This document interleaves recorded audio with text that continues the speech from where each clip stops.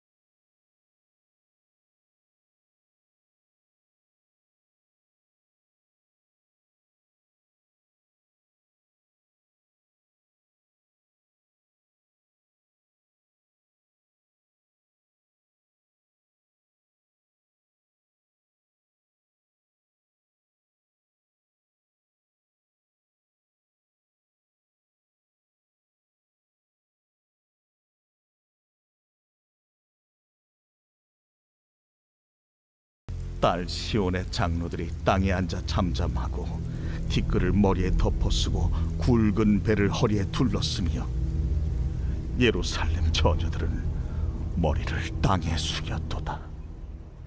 오늘 말씀은 무마가 아닌 회개라는 제목으로 함께 말씀을 나누겠습니다. 오늘 본문에서는 이제 하나님께서 예루살렘을 대하는데 원수같이 대하시는 내용이 나옵니다. 그래서 단순하게 예루살렘 성을 무너뜨리는 일만이 아니라 거기에 있는 수많은 제사장들과 고관들과 그리고 일반 백성들에 대한 처참한 돌입과 심판의 이야기가 오늘 본문에 나옵니다. 그러면서 하나님께서는 당신의 거주하는 곳으로 또 예배하는 곳으로 여겼던 성전도 완전히 회파되는 그런 일을 허락하셨다라고 이야기를 합니다. 우리가 일반적으로 성전이라고 하면 하나님이 계신 곳이기에 가장 거룩하게 지켜져야 하고 하나님 지키셔야만 하는 것 같습니다. 그런데 오히려 하나님께서는 그 성전을 허물어버리고 거기에 있는 모든 기물들을 탈취당하게 하심으로 이 성전에 대한 하나님의 진노를 보여줍니다. 이 이야기는 즉 이스라엘 백성들, 유다 백성들이 하나님 앞에 예배할 때 제사 드리는 것에만 목적이 있는 겁니다. 하나님의 말씀과 하나님의 뜻을 따르면 관심이 없고 자기들의 종교적 행사를 행하는 것으로 할 만큼 했다. 그리고 또한 그들의 마음은 우상 숭배와 또 여러 가지가 혼합되어져 있으면서 종교적인 요소를 다 갖추었으며 하나님이 당연한 제사를 받으셨다라는 생각을 갖게 되었는데 그것에 대한 하나님의 전형적인 심판을 오늘 성경에서는 말씀하고 계시는 겁니다. 하나님은 그런 측면에서 성전이 더럽혀졌다고 보시는 겁니다. 더럽혀진 성전에 대한 하나님의 심판은 어떤 의미를 가지고 있냐면, 즉 유다 백성들의 삶이 뒷받침되지 않는 성전 제사는 오히려 하나님의 성전을 모욕하는 일이라고 말씀하고 계시는 것입니다. 오늘 그런 면에서 우리에게도 마찬가지입니다.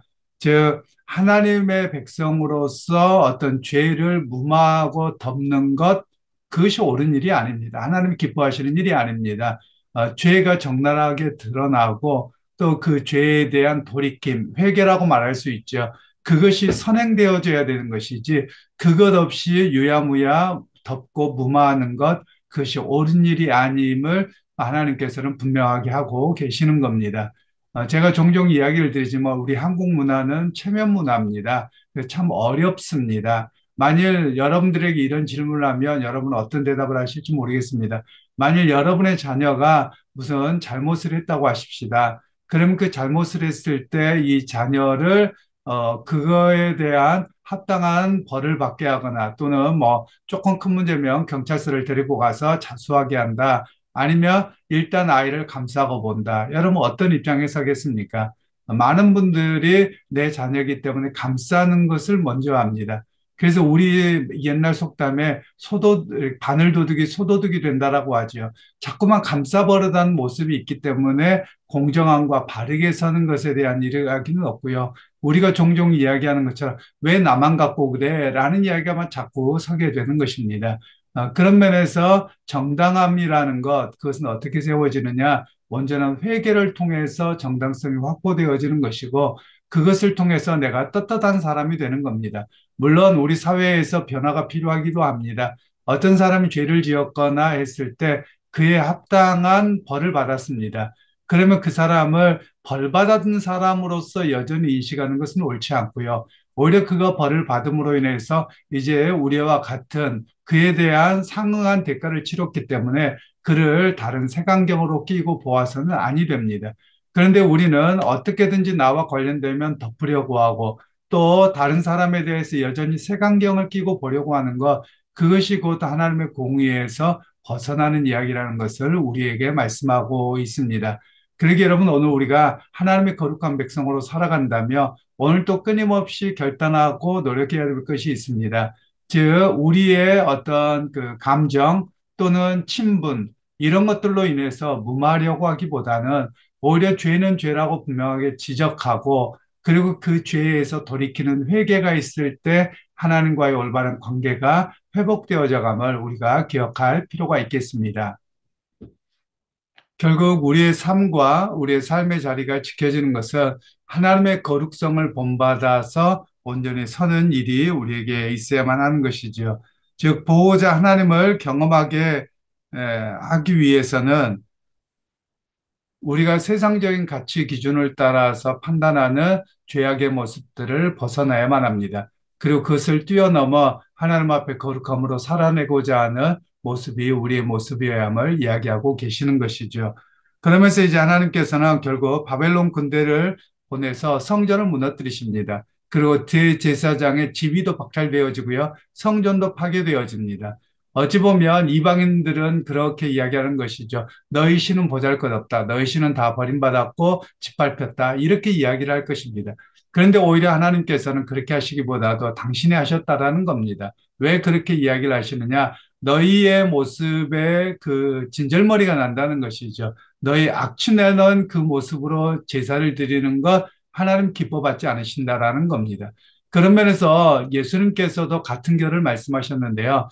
당시에 예수님 당시에 헤롯 대성전이 세워졌는데 이제 증축이 되어서 43년째 공사 중이었는데요. 하나님께서 그 성전을 보시면서 이 성전을 헐라 내가 사흘 만에 세우리라라고 말씀하셨습니다. 그것은 성전 단순히 건물의 문제가 아니라 오히려 너희의 예배의 자세, 삶의 자세가 바르지 못한데 성전만 화려하고 종교 의식만 화려하다고 해서 하나님께서 그것을 받지 아니하신다라는 것을 말씀하고 계시는 겁니다.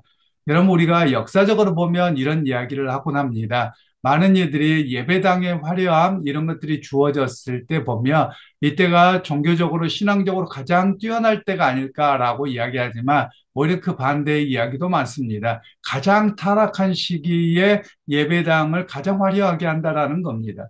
왜냐하면 자기의 타락한 마음을 감추기 위해서 그리고 타락한 것은 세상의 이중법적인 사고방식을 통해서 성전에 이렇게 드려지고 뭘 하면 자기의 죄가 덮어지리라고 하는 그런 사고로 인해서 더욱더 그렇게 하게 하고 있다라고 이야기를 하곤 합니다.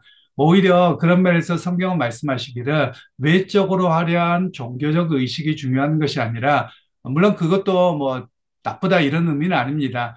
그것이 중심이 아니라 우리의 신앙의 중심은 무엇이어야 내면의 변화, 내면이 그리스도께로 나가고 그리스도의 복음을 따라 살아가는 것이 우선이어야 함을 우리에게 말씀하고 계시는 겁니다. 즉 내면의 변화가 없이 외적인 화려함이 결코 하나님께로부터 인정받지 않는 것이다라는 겁니다.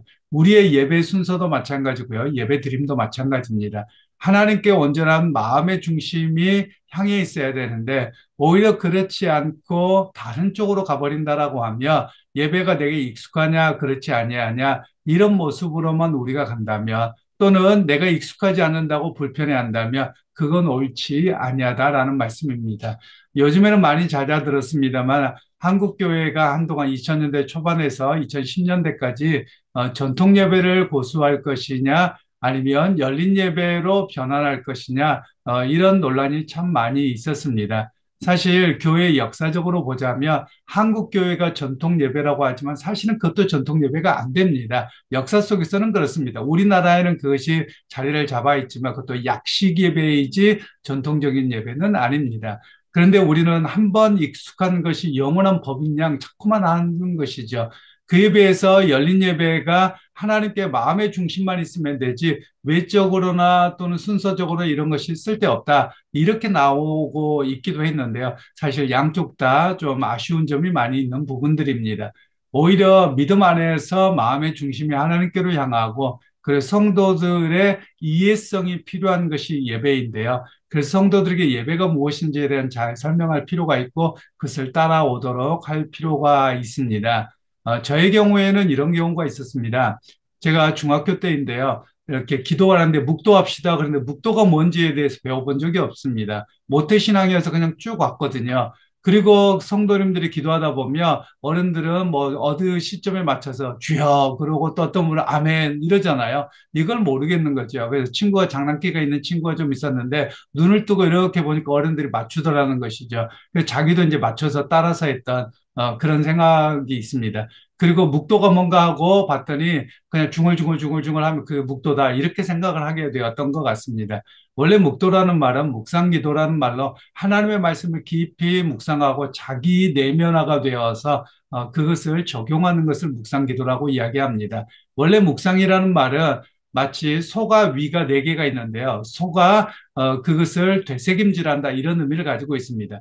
그러니까 묵상기도라는 말은 하나님의 말씀을 자기 안에 되새김질하고 적용하고 그것을 붙들고 씨름하는 시간이 묵상기도에 해당되어지는 내용들입니다.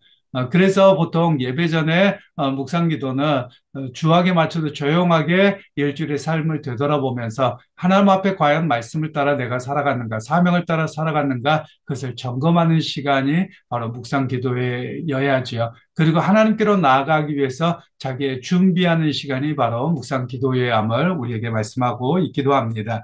자, 이제 본문으로 돌아가면 이렇습니다. 결국 삶이 뒷받침되지 않는 예배는 하나님이 귀하게 보시지 않을 뿐만 아니라 가증히 여기신다는 겁니다. 가소롭게 여기셔서 하나님 그것을 폐하시겠다라는 것을 오늘 성경 본문에서는 말씀하고 계시는 겁니다.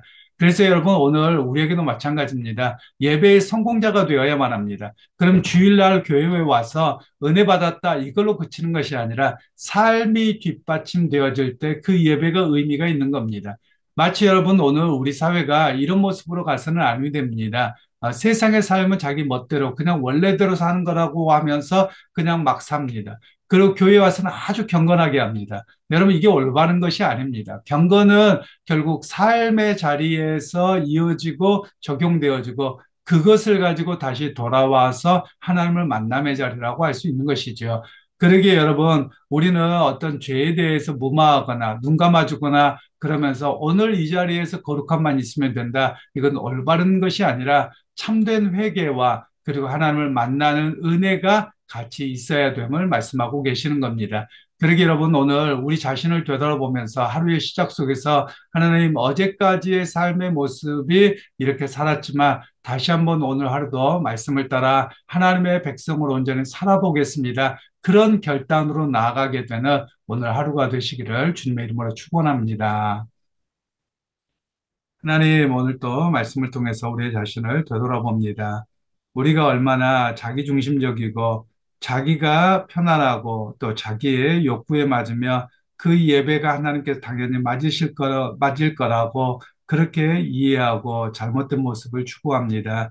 유다 백성들이 그랬던 과거를 우리가 답습하고 있는데 하나님 다시 한번 깨어있게 하셔서 무마가 아닌 하나님 앞에서 온전한 회개를 통해서 삶이 뒷받침되는 예배로 우리의 모습들이 되게 하시고 그 결단 속에서 승리하도록 성령 하나님께서 도와주옵소서. 예수님의 이름으로 기도하옵나이다. 아멘.